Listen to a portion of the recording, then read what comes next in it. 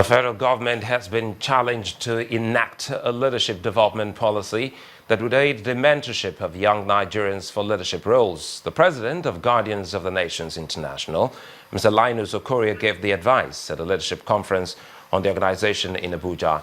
He also suggested that the federal government commit a part of its budget for building capacity for young persons. Suffice it to say that children. In this hall are young Nigerians of ages 20 to 30, meeting with much older Nigerians who have excelled in their professions. The meeting is part of efforts aimed at grooming young Nigerians to prepare themselves for leadership positions both at home and abroad. Organizers of the event criticized the Nigerian government for failing to commit a small percentage of its budget to build the capacity of young persons to occupy leadership positions. Nigeria is going to be awesome. Nigeria is going to be wonderful. And that's why I said, henceforth, I don't want to think alone. I don't want to struggle alone. I need people like you to stay by my side that will make our country work. If you agree with me that you want to stay with me to make our country work, and I hear I. The ayes have it this morning. We have made a decision, great people of Nigeria, that it will be young people first for our country to make progress. The decision is clear. Another issue that came to the fore is the involvement of fresh persons into governance. This, according to them, should be backed by mentorship. Unless we begin to unite ourselves as a nation and we begin to strive to understand what it means to be a Nigerian, then the fight to survive tomorrow is going to be much harder than we believe. A political counselor at the United States Embassy in Nigeria told the gathering how mentorship for young persons has fared in his country. In the United States, whenever we have a new president, there's two groups of senior officials. One are career people like me, and one are called political appointees. They bring these people in from the outside, and they're very successful lawyers, very successful businessmen, in some cases, very successful Hollywood people. And they're given senior positions. And what happens is the successful ones realize that government is different than running a bank or an oil company or an NGO.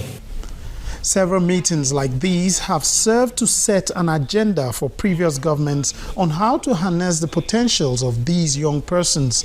It is expected that resolutions reached here will be translated into action by the government.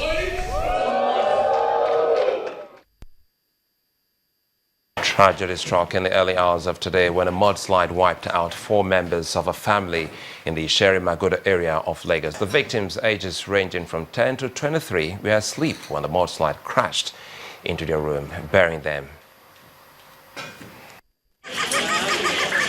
The essence of having children is to nurture and train them in discipline and love. Suffice it to say that children are a joy to have. So when a parent is faced with the loss of not 1 but 4 in one day, what is there to hold on to? That is the case of 50-year-old Godwin Odia, whose world appears to have crashed down on him as nature has taken his children in one fell swoop. This tragedy came about with the downpour that occurred in the wee hours of the 5th of November 2015. A mudslide crashed into the room where his children, ages ranging from 10 to 23, were sleeping peacefully. His state of mind is that of shock and disbelief. He demands to see the faces of his loved ones.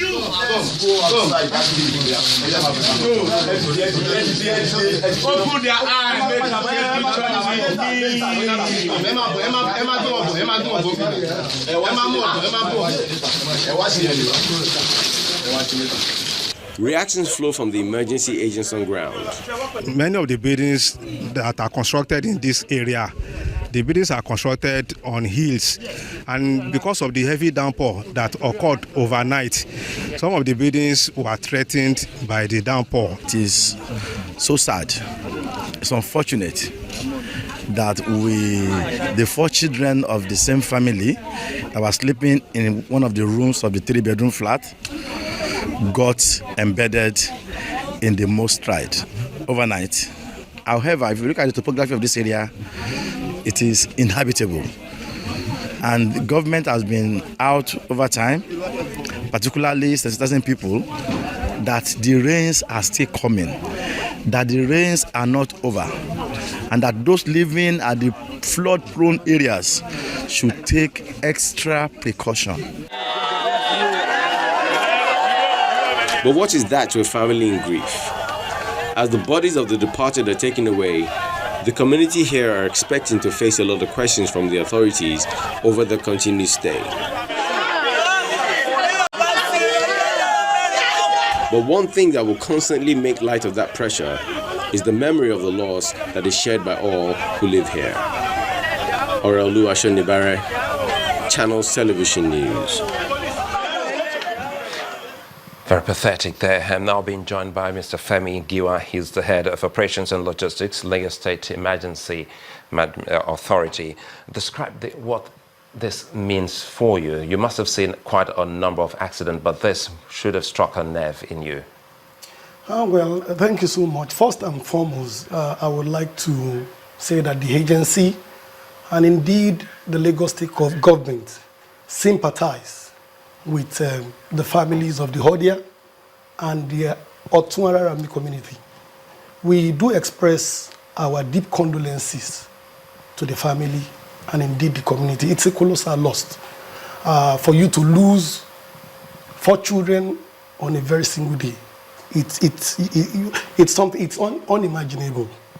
More so, I also want to use this medium to say that the state government, as a matter of priority, ensured that those 4 children were given befitting burial, and we had to ensure that certain procedures were boycotted because of the tragic incident and the sensitivity of that matter. Let's talk about the procedures when you talk about, because moving forward we have to put a stop to such occurrence. How can we avert such in the future? First and foremost, we need to understand what mudslide is like, and we need to understand the science of mudslide for us to be able to take precautions and for us to be able to know what to do. When we talk about mudslide, we are talking about a situation whereby large volume of water, either from torrential rainfall, actually mixes with debris or soil. And then that actually causes erosion along a slip slope. And then at the point in time, once water mixes with that soil, it actually liquefies. And under gravity, it moves downhill. And then it causes attendant impact, such as submerging the building. It could collapse that building and then submerge that building. So what it means is that, first and foremost, we must understand that we must move upland, because there's a pathway for that mud. Once it liquefies and it mixes with water, we need to ensure that we'll move away from areas where we have the likelihood of mudslide occurring. Are people adhering to that movement order? Government, on its own part, from time to time, issue what we call mudslide warning. It's part of the early warning signs that we, from time to time, issue, that people should move away from areas where mudslide could happen. Because was there any warning for people living around that area? Yes, we had issued early warning signal. You would remember vividly that mid this year, the Nigeria Hydrological Agency and indeed the Nigeria Meteorological Agency came out with meteorological predictions, that there will be heavy downfall within this year. And indeed, the agency, through the Lagos State government, through relevant agencies, issued early warning signal, sensitization, educating people to move away from flood-prone zones and mudslide areas. We did that, and we'll continue to do that. And that's why you find out today that the Lagos State Building Control Agency, Ministry of the Environment, and relevant agencies were on ground to mark out some areas and do necessary evacuation. But it takes 2 to tango. One is for the government to issue warnings. Secondly, for the people to ensure that they abide by that warning. Mr. Giwa, I would like to thank you very much for coming on the News at 10. We're moving on to other stories. 12 suspected pipeline vandals, including a female oil marketer, have been arrested by the police in the Ikoton area of Lagos State, southwest of Nigeria, over illegal trade in petroleum product. Although most of the suspects denied direct involvement in vandalism and sale of the products, the Lagos Metro Sector Commander of the Anti-Pipeline Vandalism, Mr. Solomon Ubani, dismissed their claims, adding that the suspects will be prosecuted. These are suspected vandals arrested with 2 fully loaded tankers of petroleum products. This petrol-laden bus is alleged to be proceeds of vandalized pipeline along Ijegun Road in Ikoton area of Lagos. The Lagos Metro unit of the newly reformed Pipeline Vandalism Unit of the police explained that their efforts paid off owing to intensive patrol of the area. They were arrested in the process of after vandalization of the products while they were trying to evacuate them. So they were apprehended by my men. The suspects arrested at 3 different locations across the Ikoton axis claimed they were only running errands.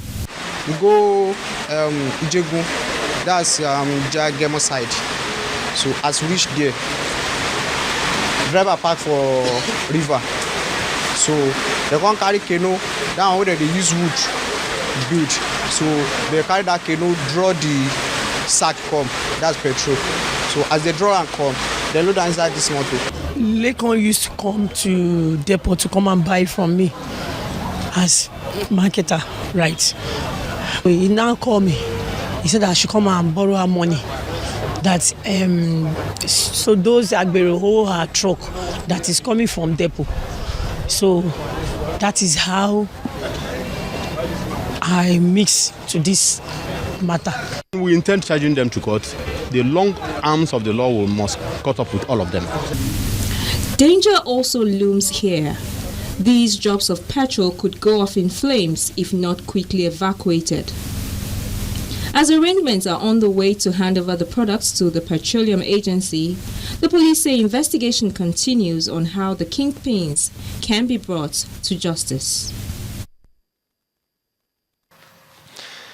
Back pain, as we gathered from our Focus on Health, is a very common problem which affects most people at some time in their lives. Joining us to talk more on that problem is Dr. Charles Uzodimma.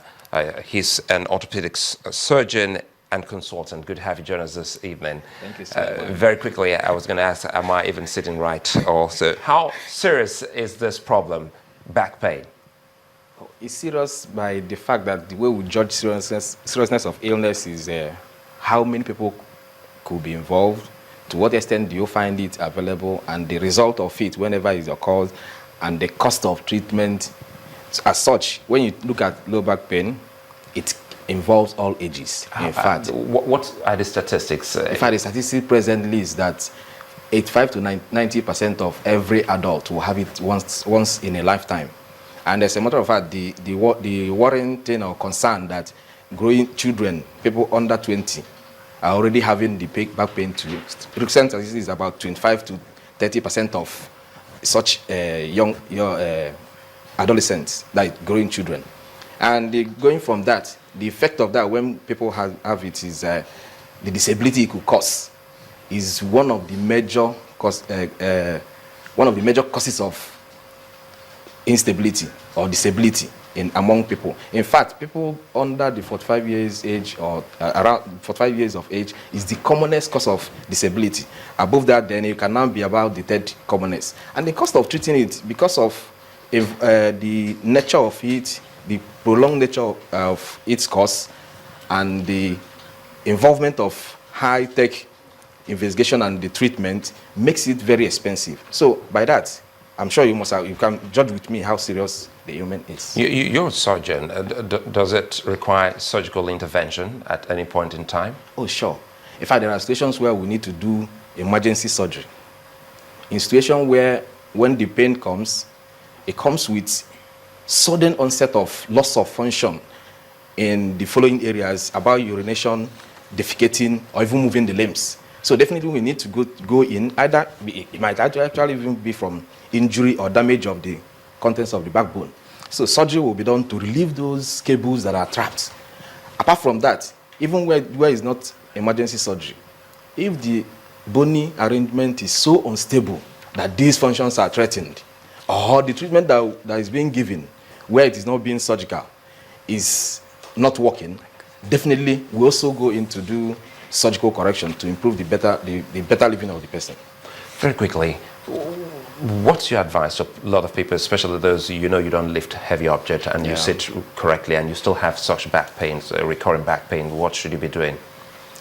It's definitely is a whole gamut of starting from all the person's daily activity before what he does in the workplace. So the advice is still the modification of how the person handles the trunk, the posture it takes, sitting down, lifting things, avoiding prolonged sitting, avoiding prolonged standing, and ultimately changing if it sits, you change seat. Some sorts, you can also change the roles of the workers. And when it is so inadjustable, jobs could be changed. Well, Charles Uzodimma, consultant surgeon orthopedic, would like to thank you so much for spending time with us on the News at 10. Thank you, Suleiman. Still ahead on the News at 10, President Buhari chats with the under-17 national team, charges them to bring back the FIFA World Cup from Chile. That's on Sports News. Stay with us.